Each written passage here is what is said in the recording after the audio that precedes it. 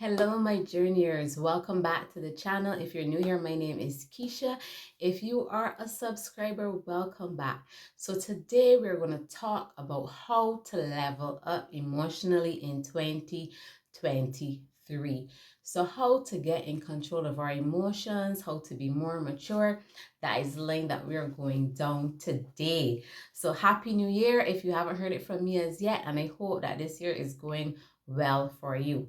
So, the first step in order to level up emotionally is I want you guys, all of us, to deal with our unhealed trauma. And what I mean by that is that sometimes we go around labeling people.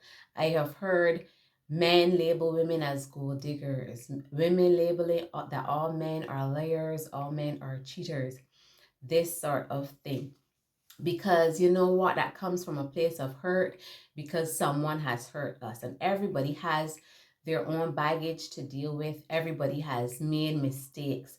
So I want us to deal with the things that we have not dealt with, the hurt that we have not dealt with. And sometimes events and situations can cause us to think that we understand the world that we live in, that we understand everything about relationships, and that our assumptions are true. So, my journeyers, this year, I don't want us to make assumptions about people. I want us to be able to give any new person that comes into our life a clean slate. The same way, if we were to meet someone, we will want them to give us a clean slate so that we can start afresh, so that they will see, what we are really about, what we bring to the table, the characteristics that we have. So I want you guys to deal with your past traumas and don't go around labeling people, not going around making assumptions about people because of the different things that they want in their life, the different things that they desire in a partner. Do not go around labeling people. So do not lead with assumptions. So number two, this year, if it is at all possible, seek out counseling, even if you have to talk to a trained professional. I know on this channel, we go to God first. We ask for his wisdom. We ask for his guidance. We ask that he direct us, and that he clarifies things for us. But sometimes in life, you just need to sit with another human being who is a trained professional in order to just hash out your thoughts, just hash out your situation with them, just get a new perspective, just be able to just lay it bare and just lay it on the table so that you can see your issues, you can see your trauma, and you can be able to come to some sort of solution. So where it is possible, if you need to speak to a trained counselor, speak to a professional so that you can overcome your difficulties that you may be experiencing in relationships and any emotional turmoil that you may be experiencing, my journeyers. Because I want us to go into this year, healthy and whole, and with a healthy perspective on people and a healthy perspective on relationships. The third thing that I want you guys to consider doing, if you have recently broken up with someone, if you have been recently divorced, whatever the situation is, I want you journeyers to give yourselves time to heal. Because sometimes we think, you know what, I am finished with this relationship, and you know what, I'm just going to jump into a new one because it is fun, because it's exciting. And even we think that because we jump into this new relationship that it will help us to get over the hurt from past relationships. But I want us in 2023 to take our time to heal. Take as much time as you need to process whatever feelings you have towards that person, whatever feelings you have toward the relationship ending. I want you to face everything, the anger, the sadness, maybe disappointment, because you may have had this plan on what you want your future to look like with this person. Maybe you saw this person as being a person you would get married to, some person that will be the father of your child or the mother of your child. Maybe you saw that person being the person that you take vacations with, whatever it is. But I want us to give ourselves enough time to heal from past relationships. And when we do not heal from past relationships, we put our garbage, our poo, our mess onto somebody else who may be willing to love us wholly, but we can't accept that love because we're still living in the past. We are still hurting. We are still angry. We are still resentful and thinking that, men are all this way and women are all this way. So we cannot appreciate anybody new. So I want us to give ourselves that time to just heal and to process our feelings and to process our emotions. And another thing that I wanted to talk about a little bit is when you're in a relationship with someone and you guys are intimate, you create soul ties. And whatever that person is going through mentally and emotionally, whatever that person is dealing with, when you're intimate with them, you get whatever they're dealing with that comes into you. That is what is considered a soul tie. So you must give yourself enough time to get rid of that soul tie with that person. And how you know that you have not gotten rid of a soul tie with that person is when you hear that person's name, you still get all tingly, you get the butterflies.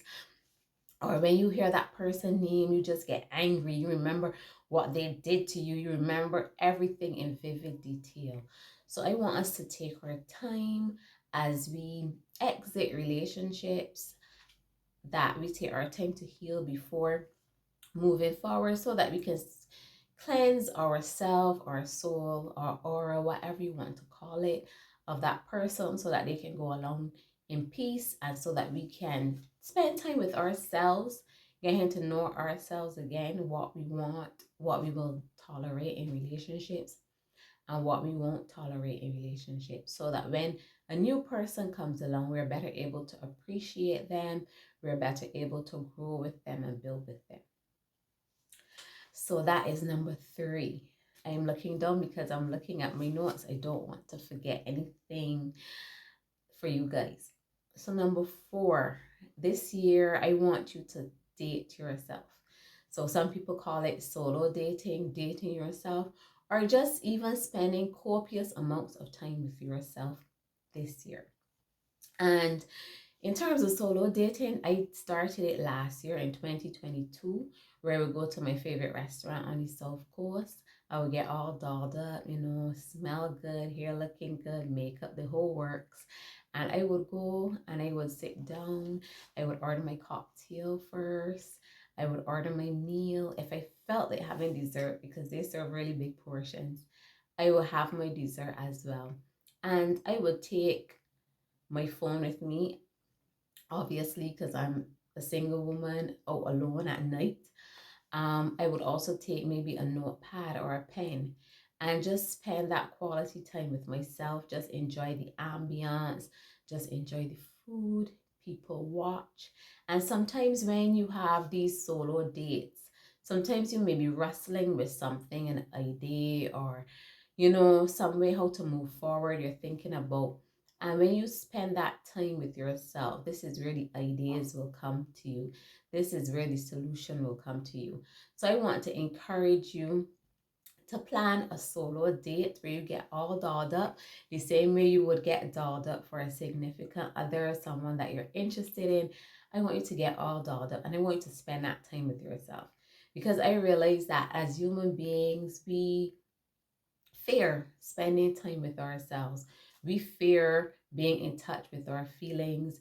We fear what will come up if I just stay quiet. What will come to my mind if I just stay quiet? What bad memory, what negative thing will come to me if I just stay quiet, if I'm just by myself, not surrounded by children, noise, people, or anything like that. But I want to encourage you to practice solo dating. At first, honestly, guys, it was a bit weird. The first time I did it, I was like, Keisha, what are you doing? I felt weird. I felt like people were watching me when people weren't watching me. This was all in my mind. But after a while, I got accustomed to it and I really enjoyed the time just being alone, just loving on myself And I want that for you guys too. Just loving on yourself and just being at peace with yourself and being able to enjoy your own company. So whatever it is for you, whatever you enjoy doing, you may not be a foodie like me, might not like a restaurant, you may like to go to the movies, you might like to go to the park, the beach, whatever it is for you. But I want you to just take some time out, schedule it, make it happen, just to spend some time alone with yourself. And when you spend some time alone with yourself, you realize that, you know what? You realize the things that you really like and the things that you really appreciate. When you spend that time with yourself, you get to know yourself better, you get to appreciate yourself more. And the final tip that I want to share with you guys is to learn to say no without feeling guilty about it. So many of us, we have all sorts of commitments in life because life is lifing.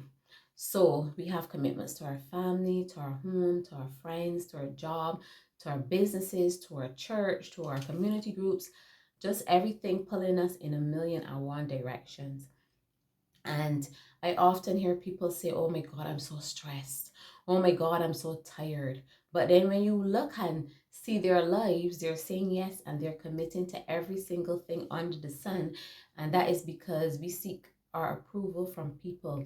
We want people to see us as good people. We want people to see us as helpers. We want people to see us as people that we can depend on. And there is nothing wrong with wanting that. But I don't want you guys to do it at the detriment of your health, at the detriment of your physical health, your mental health. Because when you consistently say yes to others, you get to a point where you're burnt out. That is where you're constantly saying, you know what, that you're tired and that you're stressed. When you're constantly saying yes to other people, it just causes you to be physically drained, and you get to a point where you can actually resent these people for asking you to do anything, or resent even doing the task that they want you to do, because you're so tired of doing it, because you don't have the ability to say no. So I just want to encourage you to learn to say no, because when you say no to others, you're saying yes to yourself. And I'm not saying to say no to every single thing, because that is not realistic, that is not real life. But when you find that your cup is empty, when you find that your cup is a quarter way full, and that you can't do another thing, you don't want to do another thing, I want you guys to have the ability to say no. Because all of us, we want to care for our friends and family, we want to love on them. Yes, we want to say yes to them, but sometimes we are not physically able to say yes to them, and sometimes we are not mentally able to say yes to them. Sometimes we have to say yes to ourselves. All right. And when you find that you are a people pleaser, this is somebody who always say yes, I have found that sometimes people will take advantage of it.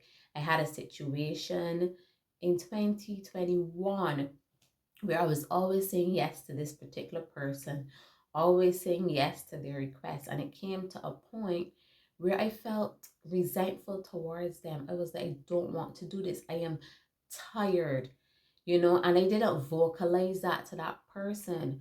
But I stopped saying yes to them. But I should have, on self reflection, told them how I felt, that I feel very overloaded right now and that I cannot do what they're asking me to do. So these are just some tips on how you can level up emotionally or be more emotionally stable for 2023. So I want you guys to really deal with your trauma. If you have to talk to somebody, talk to somebody. Give yourself time to heal after relationships. Please don't make assumptions about people. Be willing to give people a clean slate. Date yourself to find out who you are, what you like, love on yourself, appreciate yourself, and learn to say no to others and not feel guilty about it. So this is all for me today. I hope that you can leave down in the comments how you plan to date yourself, what it is that you like to do, that you plan to put into your calendar for 2023. So let me know down in the comments. And I just want to say I appreciate you guys and thank you for listening. If you have not subscribed to the channel, please subscribe, because 2023 we're going to dig deeper and we're going to have fun with it. We're going to learn and we're going to grow. So until next time, this is your girl Just Keisha. Have a wonderful and amazing day.